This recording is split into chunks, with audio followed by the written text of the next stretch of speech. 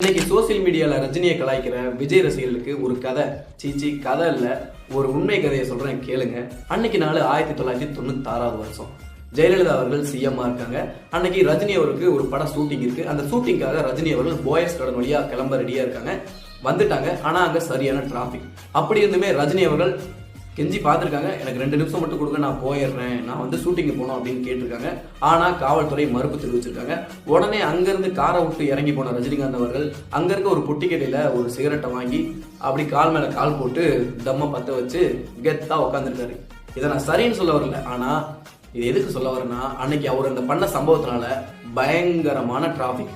ஜெயலலிதா அவர்களே போக முடியாத அளவுக்கு கிட்டத்தட்ட 4 மணி நேரத்துக்கு மேலே பயங்கர டிராஃபிக் ஆயிடுச்சு. இதை ஏன் நான் சொல்ல வரேன்னா, தன்னுடைய படத்துக்காக இப்படி அக்குளுக்குள்ள கையை விட்டு நின்ன ஒரு நடிகருக்கு பின்னாடி சுத்துற நீங்கெல்லாம் ரஜினியை கலாய்க்கும் போது தயவு செய்து யோசிச்சு பேசுங்க.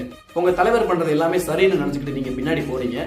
ஆனா உங்க தலைவர் விஜய் அவருக்கு நல்லாவே தெரியும், பரவாயில்லையே நம்ம என்ன கேவலமான விஷயம் பண்ணாலும் நமக்காக முட்டு கொடுக்குறாங்களே அப்படின்னு நினைச்சுக்கிட்டு அவர் பெருமையா இருப்பாரு, உங்களை பயன்படுத்திக்கிறாரு. ஆனா எனக்கு ஜெயலலிதா அவர்கள் சிஎம்மா இருக்கும் போதே என்னவா நீ டிராபிக்ல நிப்பாட்ட வைக்கிற, உன்னையே நிக்க வைக்கிற பாரு அப்படின்னு தைரியமா நிப்பாட்டி வச்சவர் தான் திரு ரஜினிகாந்த் அவர்கள். அதற்காக அந்த விடயத்தை சரின்னு சொல்ல வரல, இப்படிதான் நடந்துச்சுப்பா அப்படின்னு விஜய் ரசிகர்களுக்கு புரிய வைக்கிறதுக்காக தான் இந்த காணொலி.